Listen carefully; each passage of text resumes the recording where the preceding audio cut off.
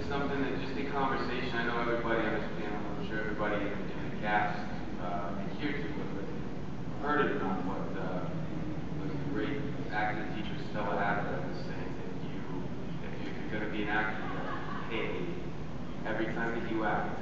You have to pay, and the cost for us is digging around and finding something that's maybe not so wonderful to put a finger on so you can express it, but the idea is that we all hold is that if we pay a cost and we're happy to, it has to be one that we love very much. It will be valuable to whoever is on the receiving end of that. And we've all had promise been moved and changed permanently by actors. It's probably got quite a lot to do with what we're up here. So to hear it is a wonderful application. It's our privilege. The comment about violence, that as actors we have a responsibility to many things. One is to accurately portray, truthfully portray. And some of the problems, I have issues with violence. I'm not sure, I'm not sure it's a good thing to teach children to rip spines out of people.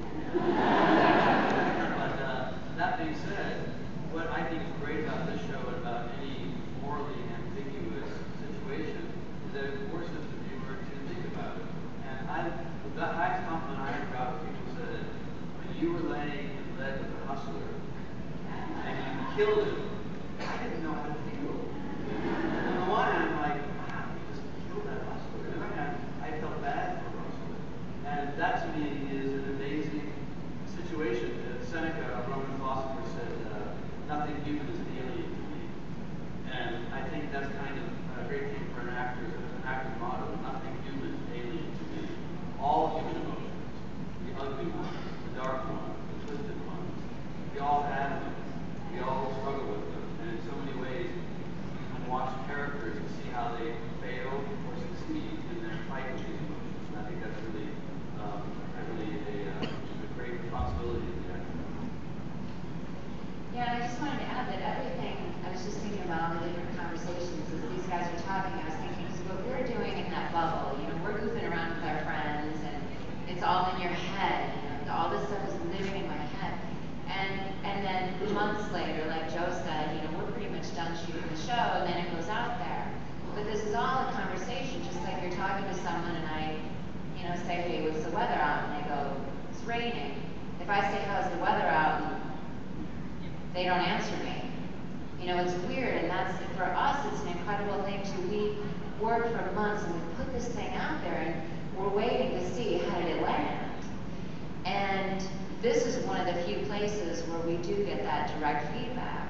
And then we're also having that conversation on the set. What Alex does affects what I do. And we go into a wardrobe fitting, and she's got all this stuff in her head, Audrey. And she says, well, I'm thinking that Talbot was dressing Russell. Oh, then all of a sudden a little piece in our world goes, oh, kink. And then our relationship, like my relationship with my scene partners, Alex in real life, affects Pam. So everything is this, nothing exists in a bubble. And so it's so if your life has changed, it's impossible metaphysically for our life to not be changed. And so it really is something that we can't do. This is why for me painting is an interesting thing, because it's also, I sink or swim with my own. But we don't as actors. You see us up here, but we're affected by the set design that I walk into Fantasia and go, holy shit. And I'm still 4th season this year. I look up and see this painting of a vampire, because there's a Bill Clinton vampire, and there's all these different ones, and I'm like, is that our producer, Greg Weinberg, up on it, that someone painted? And so everything is this symbiotic relationship, and we're kind of the, Mick Jaggers, we're the front person. But there's roadies, and then there's you guys, and so it's really a big biosphere. We've got the oceans and the mountains, and nothing can exist without the rest of those pieces. I think we've got time for one more quick audience question. Being from the South, it's more often than not painfully obvious when people are doing Southern accents on film and on TV. It's horrible. Yeah. But with Truman, it's so good, like I don't even notice it. Do you guys find it difficult, or do you practice, or what do you do to practice and get ready? And it doesn't ever come out like when you're not shooting. Every character you do gives you a new thing. It's like years ago I did this character who had a finger twitch. I did Mercutio, Romeo and Juliet, and the character did this, and that became part of my life. And then the character they kind of inform you. And so I had never attempted Southern accent before, and I did a lot of studying, and I had a great dialect coach. I listened to a lot of tapes. I based mine partly on Haley Barber and another guy, an architect from Mississippi, and very specific accent. But I found myself using that accent sometimes to make things go my way. I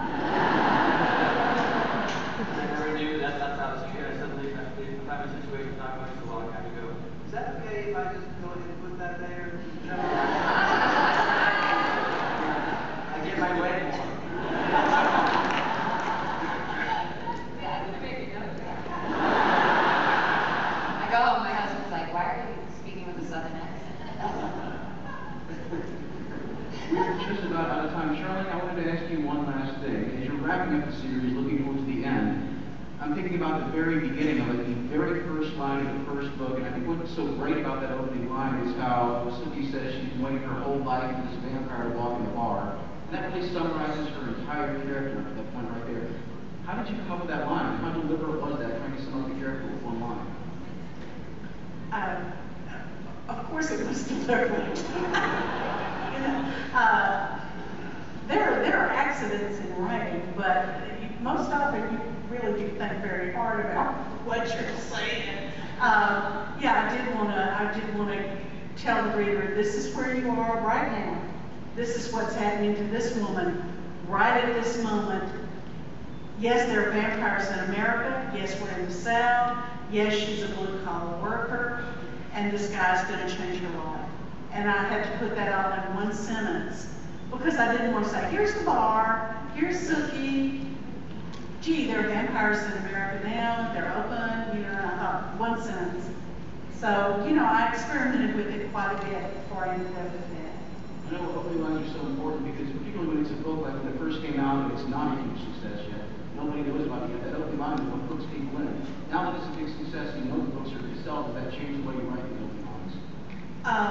Well, I do feel now like I'm mostly preaching to the choir because I don't think I'm getting too many brand new readers with the, 12th and 13th books.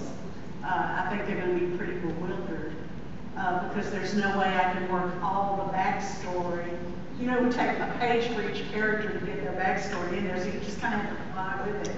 But I still try to have a good opening that will draw people into Sookie's new adventure and introduce them to her world and her way of thinking pretty quickly. So yes, it's still a lot of work. There's no easy way to write a book.